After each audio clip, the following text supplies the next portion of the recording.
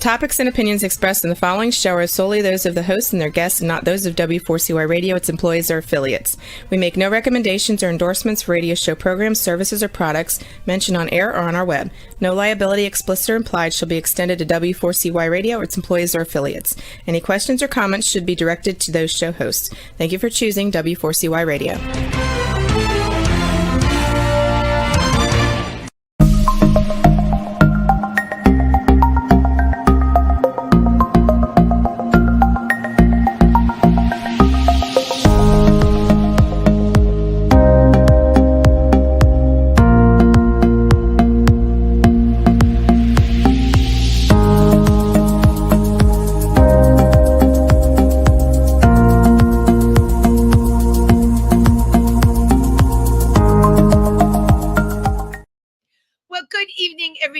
And welcome to Triversity Talk.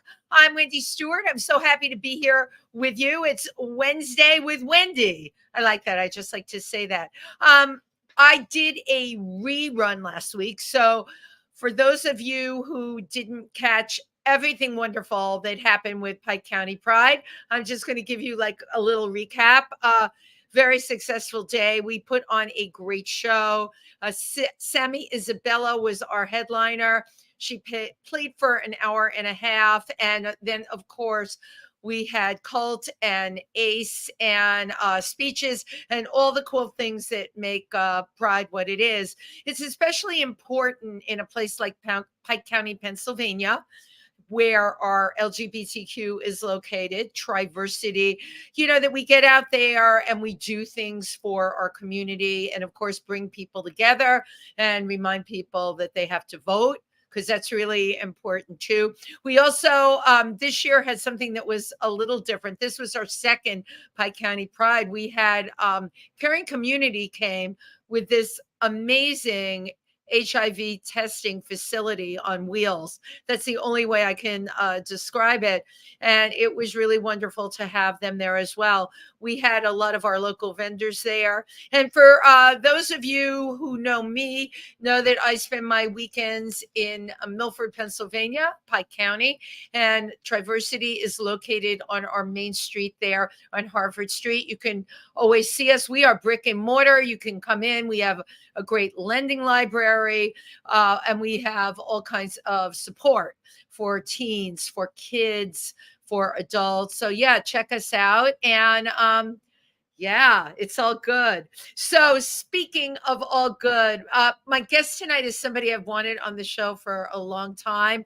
And my God, I pulled him kicking and screaming. No, I didn't. Is somebody I admire very much. I really have met so many people that actually devote themselves to LGBTQ causes. And my guest tonight is currently the president of the Imperial Court of New York. Of course, we're having new elections in September. And I just loved his whole sensibility and his commitment to the Imperial Court of New York. We are the, I think, the largest non-for-profit philanthropic organization that raises money for all these other organizations through our incredible events.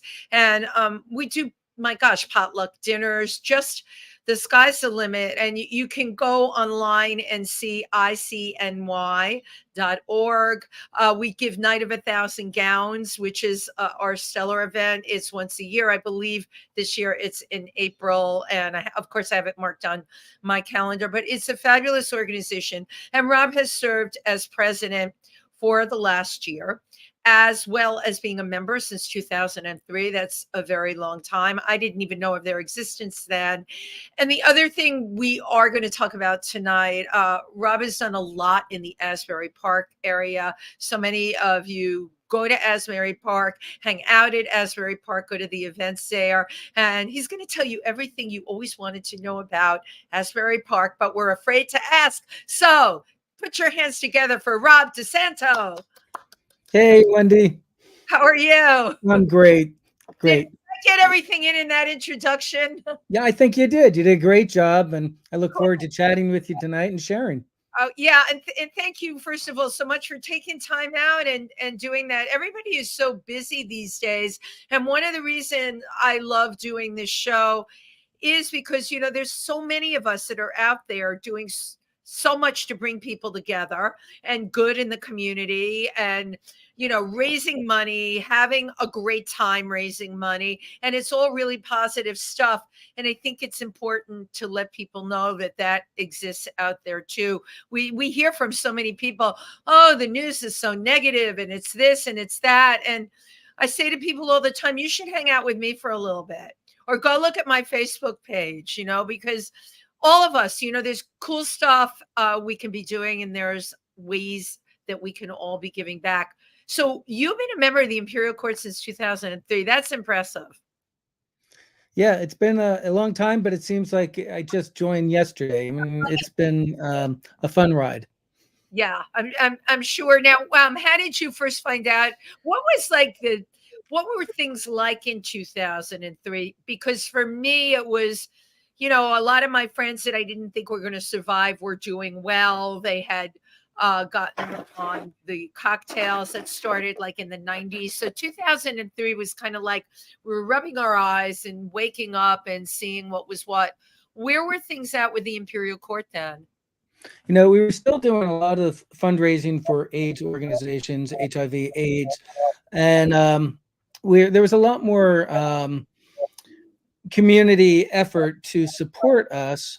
There's a lot still, but it's changed a bit because the focus back then really was supporting organizations to raise money for HIV and AIDS organizations. But we've kind of had to shift over the years. Like currently our focus is on homeless gay youth, Right. shelters, and supporting them. And that would be like Trinity Place Correct. and Sylvia's Sylvia's Place. Place, yep. Yeah. And the support that we're giving them now is important and relevant. But since COVID-19, Oh, just 4 years ago, right. everything's changed. The world's changed, so has the court. Back in 2003, we had membership of around 200 people. We had big, elaborate balls every year. I remember hearing about the balls. They were spectacular. Right. It's undescribable. And now we've had to tone it down just a little bit, but we still bring everything we've got to make a great event. And we still are invested in supporting our community, whether it's HIV and AIDS organizations or homeless youth centers. We run the gamut now. Right. So, yeah. And you use the word commitment. I mean, I think what have I been? I joined right before the pandemic. What a crazy time to join anything. Like everything was shut down. However, you know what? It was really great because I was still able to meet people. And I was able to get my feet wet during that time and see what you all were about. And people used to tell me about like what Night of 1,000 Gowns was like, and at the Marriott Marquis, and big stars performing there and everything. But I think the lesson that we all need to learn here is things change and shit happens. It does. And like so many organizations, I'm sure we lost people during the pandemic. Look, for me, my whole career blew up.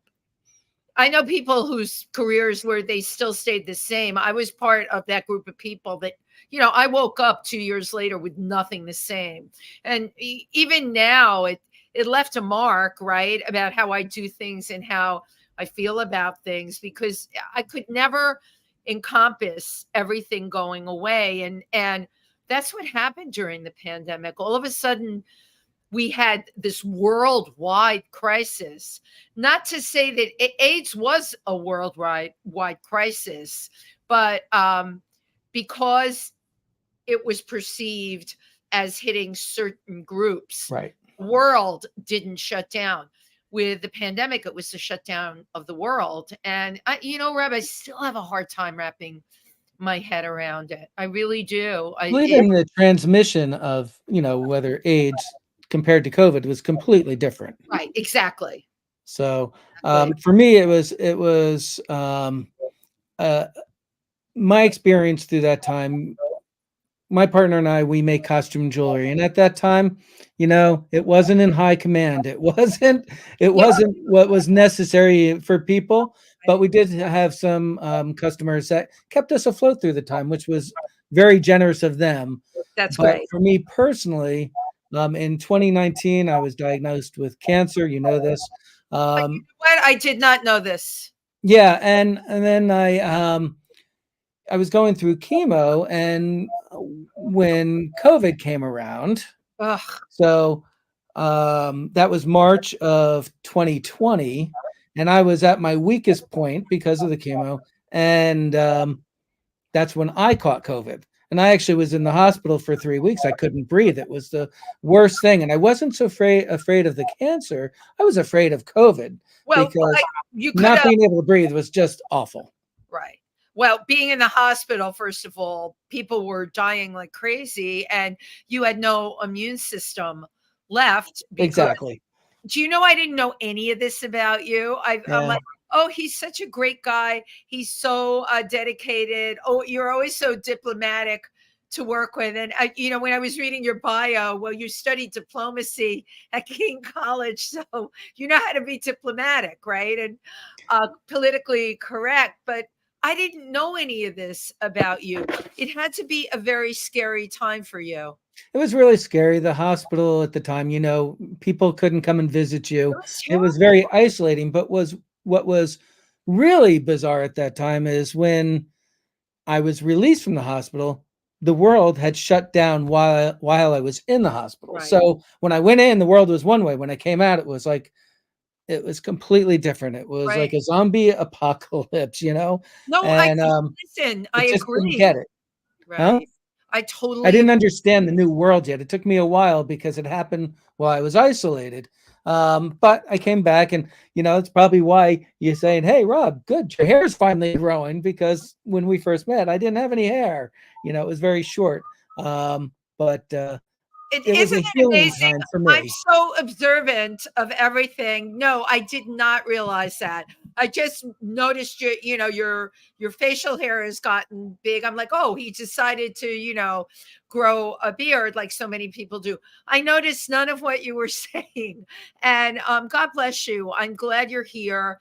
And, personally, what a thing to have gone through at that time. I mean, remember what the hospitals were like. And, we have swept so much of that under the rug, right?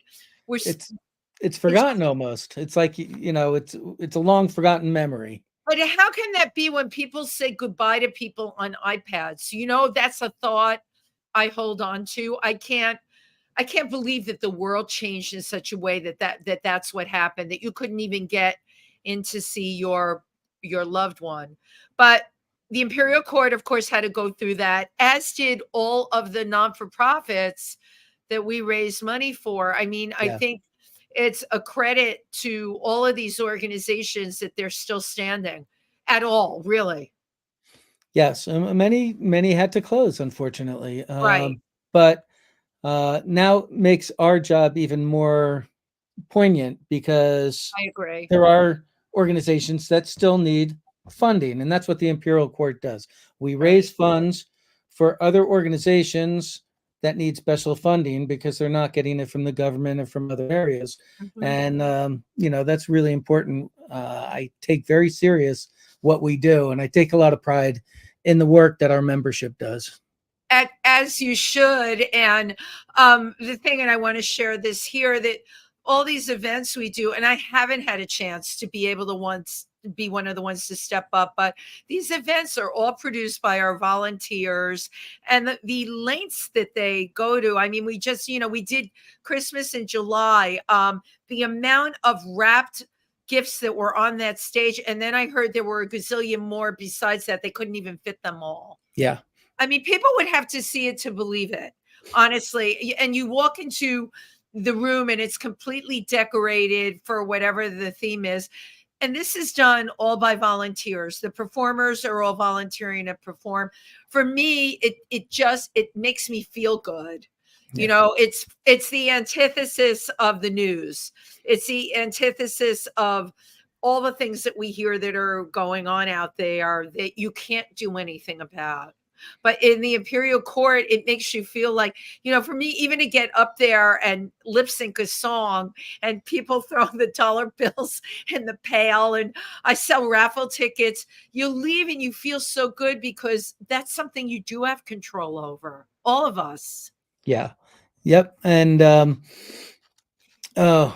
my thought just totally went out of my head. Well, that's okay because I've got a million things. You should know that. If that thought went away, I'll have another thought for you. And here's one for you. How did you become such a caring, committed person? It's interesting because way back when in Asbury Park, I managed the nightclub Paradise, which is New Jersey's largest gay bar complex. And people would come to me with crazy ideas like, we're thinking we'd like to do this. I mean, first of all, we were home for the leather community and the bear community. So they were always around and very supportive. But also our drag performers, they all had special needs. And before then, I was probably a little, arm's distance away from the drag community. But when I managed the Paradise, I realized at that point that, we're all just human beings and we're all just trying to get to that next day and be as happy as we can. So I embraced that community. And, at that point, one of our drag queens from the club wanted to get a nose job and said, "Can we do a benefit for this?" And I said, "Let's do it." Another person wanted, a gastric bypass. And can we do a fundraiser? Yeah, let's do it. Sure, the leather community would come, "Hey, let's do a chili cook-off." And I'd be like, "Yeah, great, let's do it." Because it's good for business, it's good for the community, and it brings people together. Right. And that's really how I started with charity work. I was always open. I don't think I ever said no because it's important for our community to do this. And I recognized at that point, there's power in this as well, that we can do something positive and we can help our community. And in Asbury Park, I grew up in this area. And so at 17, I came out to my senior class at high school. You tell a few people I'm gay, and this was 1979, never had a problem. Right. I was accepted. My family accepted me. I've got the best family, which was really important. You just brought up something though. Like I came from the Bronx. My friends and we're in the same age group, right?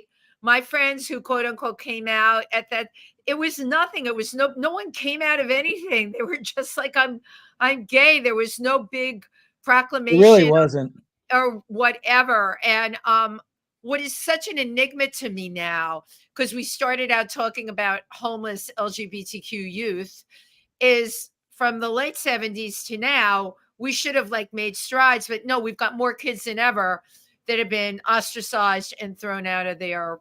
Well, everybody has their unique situation, and I don't take for granted mine that I was very fortunate. You were that you had that support. Yeah, I mean, I came from a broken family, but my brothers, my sister, they all embraced me and embraced anybody that I was with. They were family immediately. Wow. So I came out to the bars in Asbury Park, and back in 1978, 79, I might have been a little underage, but that was the times. Nobody checked IDs. Right. There were so many gay bars in Asbury Park. There was 13 gay bars, so 3 huge dance clubs, and we had a bathhouse, all in Asbury Park. Asbury Park always had a very large gay community that was here. And of course, we'd get people from Philadelphia and from New York, and a lot from other places, Pennsylvania. And it was a destination because there was so much to do. When did they start having such a big gay? I only came on, aboard knowing about anything about Asbury Park, like the late 90s. I had no idea till that point. I always thought of it as like Bruce Springsteen country, Sure. Southside Johnny and the Asbury Jukes. So when did the gay community like really come about in Asbury Park? Well, it's always been here, as I said, and there was always a big presence here, probably back since the 20s, 1920s. Wow. It's always been here. And we have a huge music scene. That's why, people relate Asbury Park to Bruce Springsteen or John Bon Jovi or, Right. other greats. And it's still thriving today. But a friend of mine back at around 2000, now I moved it's back to Asbury Park in 1996. He wrote an article. He was a freelance writer. His name was Michael Libatori. And he wrote an article about Asbury Park because he had visited here. And it actually got published in the New York Times. And that actually alerted, like, hey, this is an up and coming place. And all of a sudden, the gays started coming down Asbury Park. And the community that was here, we were very, very tight knit at that time. Right. Because we were trying to survive in a place that wasn't really that nice at that point. Right. So people started coming down, and there was a small group of us, 5 of us, who decided we should capitalize on this. And we started a nonprofit organization, a grassroots organization, for the purpose of raising awareness about Asbury Park for tourism, home ownership, and entrepreneurship. And we called ourselves the Asbury Park Marketing Fund. So this is back in, I think it was 2002, 2003. And there was 5 of us that got together, and 2 of them, my neighbors, Peter Abertelli and Carmen Cacciatore, they were in the music industry as promoters. And we had another one, Dane Hall, who worked for VH1, and another person who was in marketing. And I was managing Paradise at that time. Very exciting time. So we're like, let's do this. And at that time, Peter and Carmen were working with Cyndi Lauper. So we're like, let's get Cyndi Lauper down here. We'll do a one-night event. We'll sell tickets. It was at Paradise.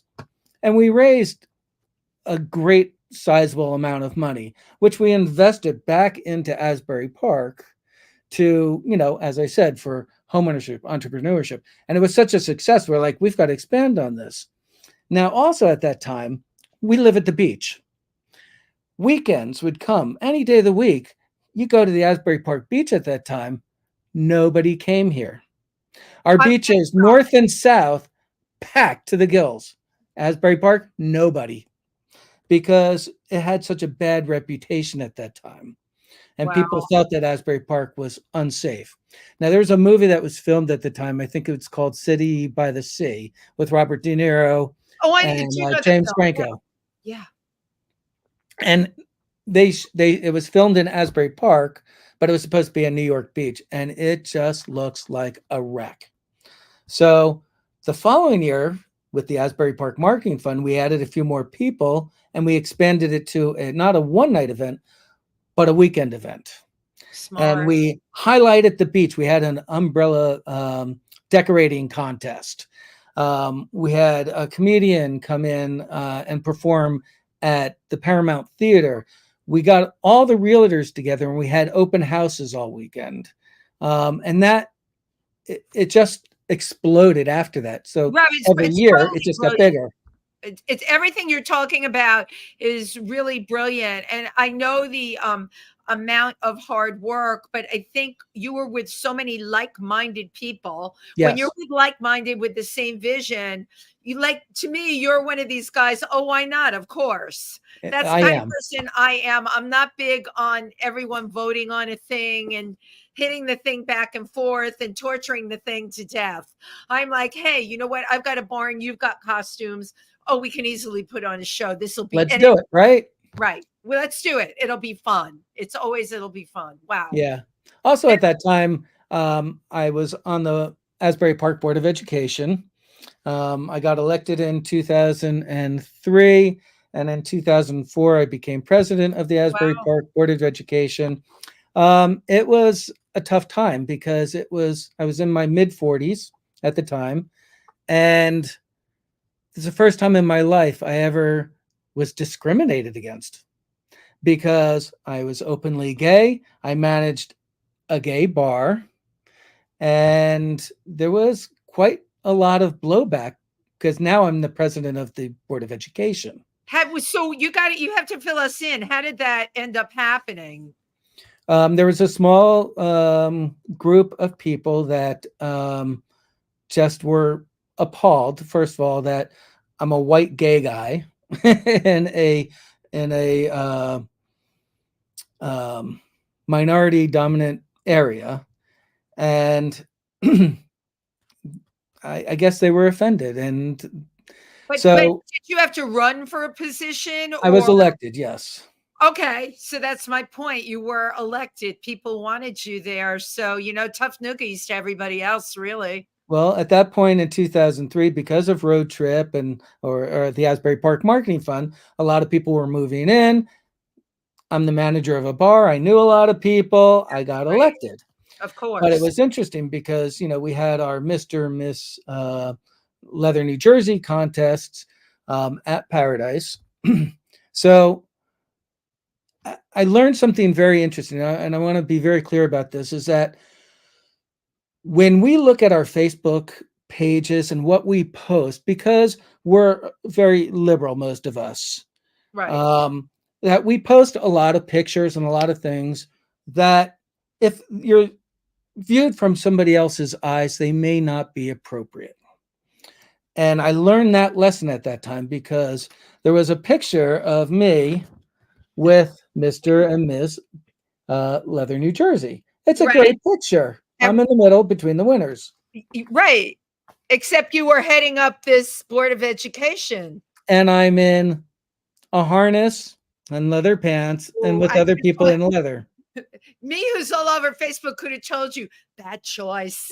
Yeah, well, we looked at that point. I wasn't looking through a diverse lens. I was looking through my eyes. Right. And after this happened, I really realized that, this is when you post things on Facebook and whatnot, yes, we all want to be free. We want to express ourselves and everything, but who's our audience? Right. And at that point, maybe this picture was not appropriate. And I got a lot of blowback from it, and it was brutal. I mean, it got to a point. The group out in, I think it's New Mexico or Arizona, the law group, is it the Defense? Oh, I wish I knew what it was. Okay, it's not the Southern Poverty one. No, this is the one that Comey, Supreme Court judge, is part of. It'll come to you in the middle of the night. Anyway, they are a law group that target gay elected officials across the nation. Well, they were called in for me. This really? This is a small town. This is a Board of Education. Are you kidding me? Right. But this went on for 2.5 years, and it hit national news. The harassment I was getting, and the bigotry that was, and it. My dad lived in Kansas at that point, and he called me up. He's like, "I'm reading about you in our local newspaper," and it's just weird. It hit every single major news channel at the time. It was wild. Anyway. How did you get through? You had obviously been objectified because of this picture. How did you get through that time when you were being attacked? I mean, sure. When my let's go back to my education. Right. Political science, concentrating on diplomacy and conflict resolution. Right. So at our board meetings, the haters would come up and they had an opportunity to talk at the microphone. Well, they made me sound like I was the most horrible person that ever worked in the world. So I would just sit there with a face and say, "Thank you for your comments. Next. Thank you for your comments. Next." And I wouldn't feed them anything. Never let them see you sweat. And it really came to a head 2.5 years later when my board. Well, let me also say the gay community here is awesome because Board of Education, 9 members, 3 people are elected for a 3-year term. So I was elected 1 year. Once this all started happening, 3 gay candidates ran for the Board of Education and got elected. Wow. So now there's 4 out of 9. The following year, 3 more did. even a lesbian. And You were actually groundbreaking with all of it this. really was groundbreaking. It was, Wow. and so it all kind, the board was now 7 members gay, 2 straight, and it totally turned around. Yeah, because you And it do. came to a head one day, and I have to say, thanks to my gay community and the support of Asbury Park, is that the haters came up, and the ringleader was up at the microphone, and I'm sitting there looking at him. He's looking at me, and my board members, one by one, stood up and turned their backs on him. And then my administration on the other side stood up and turned their backs on him quietly. And then everybody, all the support in the audience did the same thing, got up, turned their backs to him. They knew they Wow. were done. And Wow. it was just, to me, a movie perfect moment. And the gratitude I had from that was just, I still am swelling from it because it was just overwhelming. And it was so powerful. It's very powerful, and what an incredible impact. But one picture in the newspaper ended up really turning everything around. Yeah. So those are times, and the gay community has continued to thrive here. We had a lot of houses that were absolutely beautiful, big, but they were bastardized into a lot of apartments. So we I had a thought large that, density here, right. and the gay community came in. They saw these beautiful houses, and they converted them back to single family houses, and really turned the town around. And if you go to a Springsteen concert or anything, he's always saying it's the gay community that turned Asbury Park Yeah, around. he's totally cool, and I love that, he gives kudos where it needs to be. That's great. Yeah. That's absolutely great. So my God, you need to write a book, Rob. I've been told that before. I have a lot of history here, but Yeah. Time, energy, I don't know. You're absolutely right, though. Time, energy, and all of the above. So, we're all doing now the countdown to November, right? It's really dicey. Like when you watch the news, it seems like every day there's like a different thing, and you don't know what to listen to anymore. You don't know what's real. And does it ever unnerve you? You've really been through it. I never realized that you had a whole town turn against you because of a picture, and you not only made it through, you came through on the other side with flying colors and all kinds of people supporting you. What do you feel that's going to happen going forward? There's all of these really horrible anti-LGBTQ bills that are being proposed. And, even you and I are sitting here, we're sitting here talking, and there's sneaky people out there with such hate doing such incredible things. Where do you think we're going to be going? I'm hopeful. I'm hopeful now. I'll be honest with you. A month ago, I wasn't so hopeful anymore. I think we were all felt the same way. And it's a scary, scary idea to have Trump back into office again. Right. It's just I can't imagine it and how much it would affect each and one of our lives. It's scary, but I'm hopeful now. I'm very, very hopeful. I think Harris's team is very strong. I And agree with you. I think they are a strong team. I like that she's got a mouth. yeah, We needed that, I personally have felt like even in the last election, you can't like tiptoe through the tulips when the person that you're running up against is just will say the most horrific things and thinks nothing of it. And his constituents will not even question what he's saying.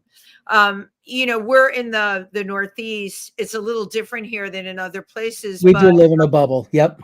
But I don't have to tell you, Pennsylvania, people connected with Triversity and our Democratic groups, of which we have a couple, are really, they are really boots on the ground. I mean, they're mobilizing. And when I came out to PA right after 9/11, we didn't have anything like that. Okay. The need for mobilization now, it's evident why we need it, but we've got it. And Pennsylvania, is, I don't have to tell you, that's a very pivotal state. Yeah. Okay. It's part of the Rust Belt, right? Right. And in terms of voting. And it was amazing during the last person's administration. I've been in this town since 2000 and since 9/11, and I watch what crawled out from underneath rocks. It's really kind of pretty scary. And you still hear, and I still hear the stuff. I absolutely do. However, the other side is swelled and is, mobilizing and knows what they need to do. I think you'll agree with me. You can't pussyfoot around with this. You've got to, can't have that kumbaya moment. Where I remember Michelle Obama saying, when they go low, we go high. I had a friend, I remember him saying, when they go low, we need to go lower. It's true. And yeah, you're right. You can't pussyfoot around anymore. This is serious, and we can't be complacent. Right. And polite. We can't be polite. Right. And there's just way too much at stake.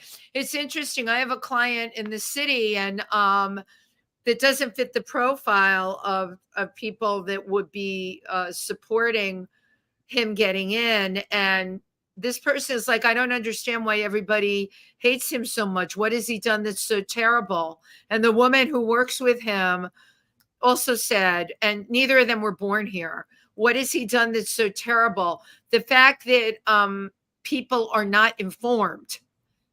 Because if they were informed, they would know. If you read, and I'm not talking about, fake news or only using one news source, man, you can Google, you can go all over. If you read this stuff, this is not made up, folks. And I don't understand how, people that live and work in New York City, any of them could agree with that. I get like the greedy people, that they want to protect their assets no matter what. And they don't give a hoot about anyone else. I get that, that's not my MO, but I get that. But I don't understand like normal people where they could, you put the wrong person in office, you're going to watch your healthcare be impacted, your Social Security. I don't understand why they can't envision that. I guess just your basic rights being taken away from you. I mean, that's on the table as well. There are so many anti-LGBTQ plus bills being presented to the Senate and Congress these days. Right. Hundreds and hundreds and hundreds. Why are you even bothering? There's a million other things you could put bills. Exactly. Why are you targeting? And I was going to use a group. I hate using that word, a group. These are just other people. We are all people on this earth together. Why would you target? I just, for the life of me, can't wrap my head around it. I can't either. But let me tell you this. I have so much faith in people that I think so many eyes are open that this election's not going to be as bad as we thought it might be a month ago. I think people are coming around. Right. And I think there's more people like you and I out there that are level thinking and understand the consequences. I mean, there's just so much on the table that could hurt more people if Trump gets elected. Well, yeah, people that could hurt, a lot of the people that could hurt are middle class and working class people. Why would you vote, against your own interests? For the life of me, I would never get that. But like you, I watched everything turn around. It's been a little over a month now, right? Yeah. Yeah. My only question, and I have had this question, I write funny political parodies. You've heard some of the things I write. I'm working on one about Kamala, but I do have a question about why she was kept in a trunk for 4 years. And somebody said to me, I've had people say to me, isn't it amazing how she learned to take over and speak overnight? I'm like, no, she didn't. She is that. Why did they not let her speak? What, It's a good question. I don't have an answer for you. I don't even have a thought on that. And it's a little disconcerting that we have this amazing person there right along, and yet kept in the shadows. People have said, oh, because, they wanted the attention to go to him or whatever. I just don't believe that, Rob. I don't know. I don't know what the answer is, but Well, somewhere along the way. the thing is that we've got to stay positive and look Yeah, forward. And she is out of the box now, and I think she's ready to take on the world. So absolutely. And we're all ready to support her. yeah, Absolutely. So you travel. I know I you do. love scuba diving. You go to very exotic, Indonesia, right?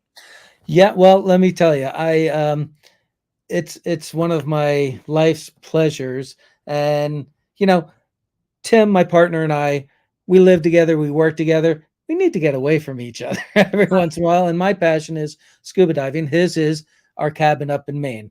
Right. So yeah, I've been to um, the Galapagos, and while I was there, I spent an extra week in Quito, Ecuador. I've been to the Red Sea. I spent a week in Egypt. I've been to the Philippines. I've been to Indonesia last year. And this is in the southeast, so it was actually closer to Australia than it was like to Jakarta. Okay. And from there, I spent a week in Borneo because I've always wanted to go to Borneo, not even knowing what's in Borneo, but it was Me too. I know fascinating. what's in it. I read these are the places I read about Borneo, and I have people that are working on orangutan projects there, Yeah. of course. So that for me, that's what I would do if I went there. It was amazing. I've been up and down the Caribbean. I've traveled at the ABC Islands, Aruba, Bonaire, and Curacao. I love them all. But yeah, that's my pleasure. I mean, and Have you ever had any pushback as a gay man traveling to places like Indonesia or Borneo? no, none. And I don't go out there waving my flag either. You have to be All right, respectful of where you're traveling. You want to be safe. of course. I usually travel by myself, or I'll go with a group of gay men and women, and so it's it's just I can't wait. I have a trip next week. I'll be going to an island, and I'm probably going to screw up the name. It's Saint Eustatios, Oh, I which is got it near there, Saint Eustatia. Estacia. Is that it? And Going yeah, diving. so I'm going to be there next month, and this is with a Wow. group, another charity group. It's called Diving for Life, and this started with a man 20 years ago, maybe longer, who had AIDS, and he started this charity. So um, we raise hundreds of thousands of dollars that go back to every dive center's local community, and it's once a year. So I haven't been in 10 years, so I'm excited to go back next month. I've actually been there. The crossover from St. Martin to there, the water, it's rough. It's well, but you're a scuba diver. You don't, you probably don't even get seasick. Look at I you. don't. I don't get seasick, but I'm taking the boat, yeah, from St. Martin to Yeah, so I'm excited. very, very, That's very my happy place under the water, you right know. under the water, and you're probably very much in tune with the ocean and what's under there and how precious all of it is and Got what's to going catch it before it disappears with the on. changing climate. It affects the water, affects what's going on under the water Right. because, as the waters get warmer or the salinity gets weakened because there's so much fresh water going in there, it's changing everything. And it's so Absolutely. sad to go diving. And I see this a lot in the Caribbean where the reefs are just all bleached out. They're bleached. Yeah, Yeah, because that's what happens when the water gets the organisms in there retreat, and right. it kills the reefs. And when the reefs die, well, the fish disappear, and it just goes on and on and The on. catch So 22 situation. But I'm sure so because I'm a member of the Explorers Club, I know tons of divers, even though I'm not one myself. And I know a lot of people working on those programs to bring back the reefs, yep, like in places like Belize. And David Guggenheim was working in Cuba to have. There's so many people I know that are getting grants and everything else to bring the reefs back, and it's working. It's absolutely working, but it's painstaking. And once again, we're talking about having to raise like a lot of money, yeah, and the the big challenge, and you know this as a diver, is the water temperatures going up. And we know this not only from where you're diving, but in last year, I went to see the Mendenhall Glacier in Alaska because I give tours at the Explorers Club, and I love talking about where I've been, what I've seen, and what I know that people tell me about. I'm like, damn it, I'm going to Alaska because a piece of that glacier with the houses built so close to it went right into the river. Yeah. And I got, I saw the pictures. I got up there and I had booked a private guy to take me out there. He was really good looking too. And they called me the night before and they said, listen, we can take you anywhere. Maybe you don't want to go there. And I'm like, well, why wouldn't I want to go there? I want to see firsthand the retreating of these glaciers, because this is a reality I talk about. And people I know or there have been scientists that are trying to come up with ways to stop this, the melting and the retreating. I really wanted to see it, and I did, and it was extremely sad. Ironically enough, I took a car back from where I was back to Anchorage, and the driver I had asked me what I did. And I said, oh, I went to see that glacier, the Mendenhall Glacier, because of climate change. And he said, oh, climate change. He said, oh, please. He said, I've lived in Alaska my whole life. There's no such thing as climate change, ma'am. And so when I reach someone like that, I'm like, no. He said, no, not at all. He says, we just go through cycles where things melt. But, then the glaciers just come back again. And, he's just, these people are all crazy coming up here to study climate change when there really isn't any. Now that's Alaska, and this person votes. So that's all I'll say. Well, let's bring this back to the Imperial Court. I was in Alaska in 2008 while I was reigning the first time as Emperor of the Imperial Court of New York.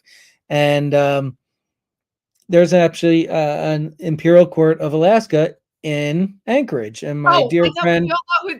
They're Zadie, amazing. Our Alaska people are amazing. They're fun, right?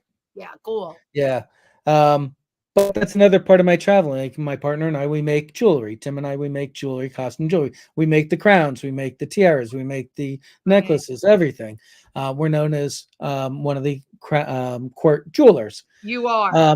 So we travel to a lot of the other courts. And before COVID, there was 70. I think we have about 60 courts now, which is a lot. And we're spread across North America, including Canada and Mexico. So, for instance, Texas has 7 courts. California, I think, has 8 or 9 courts.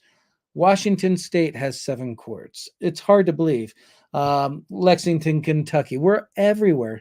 And I love to travel. So I love to go with my wares, our jewelry, and go to support these coronations across the world. And it's a great networking thing. I've known so many people, and they're all great people. We're all like-minded for our communities. Right. And it's all about doing for the community. And I totally agree with you.